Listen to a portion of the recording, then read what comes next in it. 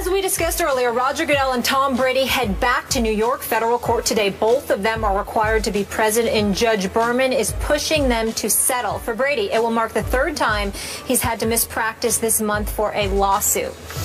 New note here. Giants co-owner John Mara has joined NFL Commissioner Roger Goodell and Tom Brady in a meeting with U.S. District Court Judge, and Mara chairs the NFL's executive committee, which oversees labor matters, and had been asked by Judge Berman to help the two sides reach a settlement. Prior, he said he wasn't going to be there, and he is. I don't know if this means anything. Jeff Saturday is still with us. Jeff, we haven't heard from you. How does this all play out? It's not going to happen today. I can tell you that. It's you know, you're looking 3 or 4 more days before the settlement talks really get interesting. Everybody's still posturing. Everybody's still holding tight to their camp, what they believe. You know, the game is still, we're still 10, 12 days before anything really has to happen. So everybody's still holding out and waiting out and hoping we can get this settlement done. At the end of the day, for the NFL, this is not good. Having one of the best players in your game and the commissioner in a battle coming up to, the start of the season, which possibly could be 4 games. The settlement hope, I just don't know if it's there. As you're looking at it, Tom Brady is entrenched in what he believes and what he's going to hold strong to. The commissioner and the NFL, this is going to end up being similar to the other cases that have happened in the past 3 or 4 months or even back to a year. A process question.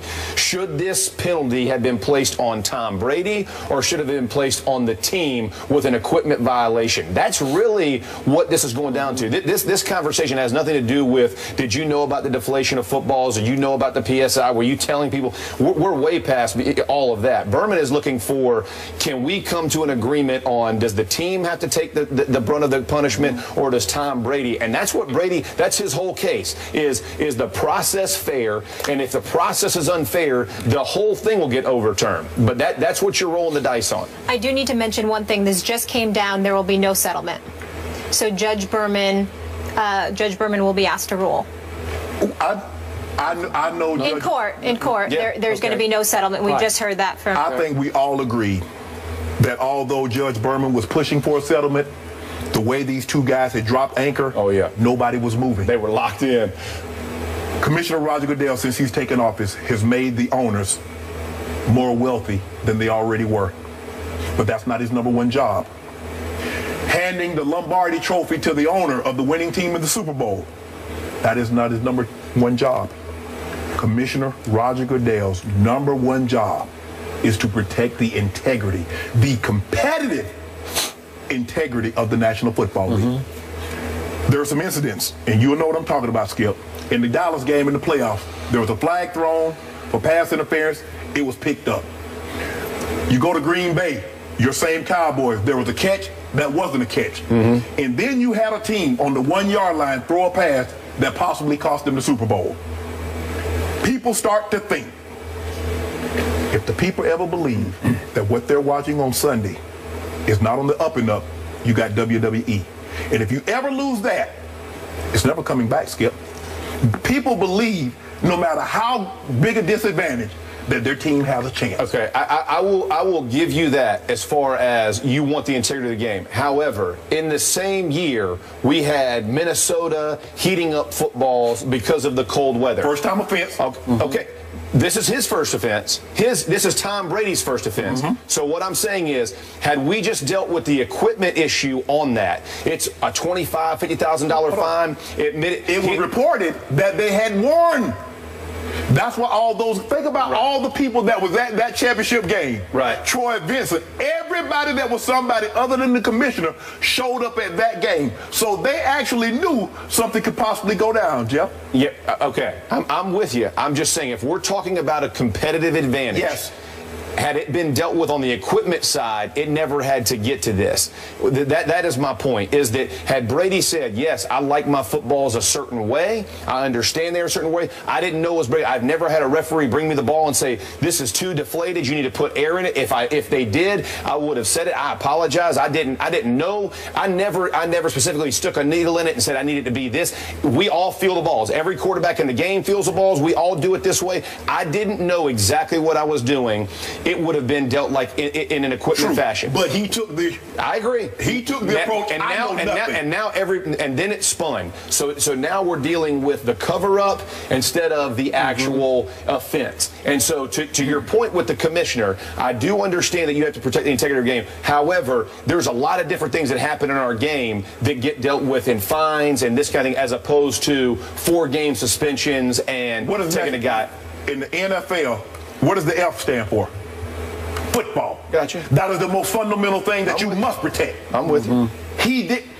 You and I both know, Jeff. You've been in locker rooms. You know, equipment guys don't tinker with your equipment unless you ask. 100%. And you actually think about it. No. There are 32 teams. There's probably 3 guys that work full time with those footballs. Right. You actually think they would do something to mess with a football? And that's what I'm saying. That's where the whole thing derailed. Is that when you got up on television after the AFC and said that, every player in the NFL, and here I was, Mark Brunell, those guys, they lost their mind. I agree. Because they took that intensely. So Shannon dug in early on, just after the Wells report came out, and he dug in again to start this show today, and you said Tom Brady cheated and he lied about it. More probable than not. No, you said he cheated and he lied about it. You are convinced that's what happened. More probable than not. Okay. I'm 50.6%. Well, now you're wishy-washy. No, I'm using here's the standard that the NFL use, Skip. Okay. They don't need definitive proof. Okay. They don't need eyewitness testimony. They don't need DNA. Here's my standard. More probable than not. Here's my standard. Tom Brady, 100% innocent as charged, as convicted early on in the court of public opinion. The Wells report in Judge Berman's court has been shredded for its lack of credibility. Just shredded, one blow after another. I sat right here in this chair 2 days after the Wells report came out, and I reported I talked to 3 people close to Tom Brady, people who've known him for a long time and believe in Tom Brady. So you can argue about their credibility factor. But they said even privately, he is insisting, I knew nothing about this. What was he supposed to say, okay, Skip? no, but sometimes people say behind closed doors, well, they kind of got me on this. Okay? He went to war over this, and they all told me he's going to fight this to the legal death, because you're talking about the credibility of the football game, the integrity of pro football. Yes. I got you on that. Yeah. But to equate it to a blown call against Dallas and another blown call over here against Dallas, okay. But I'm saying conspiracy theories will start to spin things and start to look. All Tom Brady cares about is that Roger Goodell tried to ruin his reputation. That's what he did. I'm sorry. It was an attack on a Hall of Fame quarterback's reputation. You actually think he cheated and he lied? That's what you did. In the court of public opinion, you tarnished his reputation. I think it's indelible. I don't think it'll ever be erased. Do you actually think, hold on, Jeff, let me ask you this, Jeff. Do you actually think that the commissioner of Roger Goodell wants the reigning Super Bowl MVP suspended if he didn't have suspicions that this happened? No, it doesn't do Roger Goodell any favors to have him. However, hold on. With Tom Brady and his reputation, you are 100% right about being entrenched, and you saw the way Robert Kraft came. You've seen the way everybody has rallied around him. Except Robert Kraft sold him out for a while. He took the punishment. Who's rallying around the equipment guy? Sure.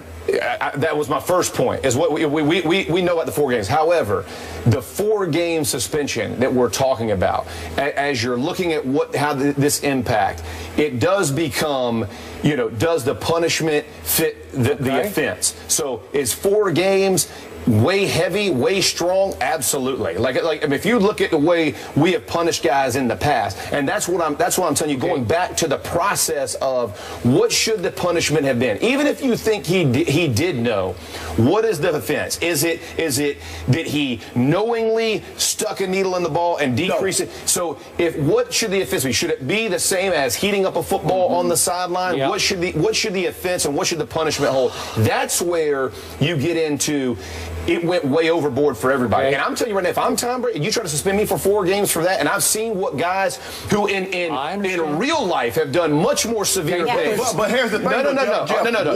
What competitive advantage? Domestic violence is deplorable. It's an awful act. But tell me the competitive advantage that Ray Rice, that Greg Hardy, that Adrian Peterson, anybody that did off field, tell me the competitive advantage they were trying to gain when they committed these offenses. What was the competitive advantage that the Minnesota Vikings got from heating the footballs up?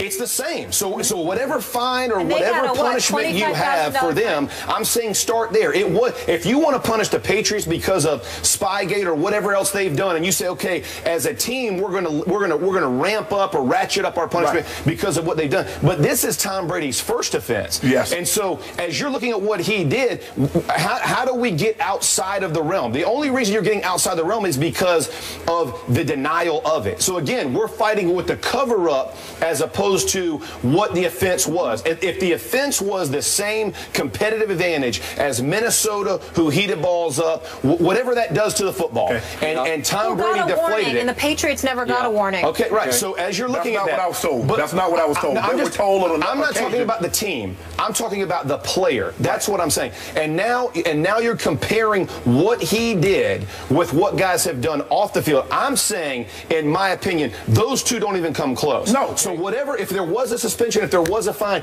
it's the punishment of the cover-up. Okay, I get that. Here's the question. Wait a second. There's a much larger game being played here. What is that? The commissioner wanted to punish the New England franchise for what is considered by many to have been serial cheating over many years, going all the way back to the first Super Bowl. Right. So how the coach got completely exonerated here is mind-blowing to me. I'm sorry, and I have a lot of respect for Bill Belichick, but he was let completely off the hook early on by the Wells report. He said talk to the quarterback. He wouldn't know. He wanted no part. If you've been in a locker room, you know that head coach ain't coming to field. I'm not sure about that, because that guy knows the socks and the jocks, man. He knows everything down to the most minute detail. It's a guy who's been in the league for how many years? He's not micromanaging Brady. But he's now seen as Lombardi-esque, as Bill Walsh-esque. Agree. And Robert Kraft is one of the most beloved owners and respected owners in the league. So you can't go after that guy or the coach. So you pick on the 38-year-old quarterback who might be in his last couple of years in the league, and you say, we have to nail it on somebody, so we're going to frame the quarterback. Frame? Frame. No, frame. It's going to come down. There's no direct evidence. It's going to conclude it. It's going to come down to Article 46, that the owners and the players, does Commissioner Roger Goodell have the authority to suspend Tom Brady for 4 games for what he deems is conduct or integrity. Detrimental. Okay, that's the issue. Let's see what the court rules about that. And listen, and the NFLPA is going to say this is an issue of equipment. This is not an issue of conduct detrimental. This is an equipment issue. It should be handled to the team and the team alone. That's going to be what the judge has to decide. So Berman, he'll just throw up his hands and say, take it to the appellate court. That's what's going to happen. The process. And Tom Brady will get an injunction, be allowed to play the first 4 games. Okay, that's what I believe. I'm betting a salmon on that. I would be shocked. I would be shocked at that. I mean, I like where your head is. Now you talk about just ramping up all kinds of people watching games. Well, they're winning. We're dropping banners. We're doing all kinds of things. Week 1? Is that what we're calling? Yeah, that's what I'm calling. All right. Ring ceremony week 1. Skip Bayless. Steelers Patriots in Foxborough on Thursday night. Okay, so Brady and Goodell were in court today. We just found out they will not settle. Judge Berman will rule by Friday, possibly Tuesday or Wednesday. This just in. Jeff Saturday, thank you so much for being with us. That was fun. Good job. All right, are we sold on the #1 draft pick, Jameis Winston? Is he the real deal? We'll discuss that next. Stay here. This is First Take.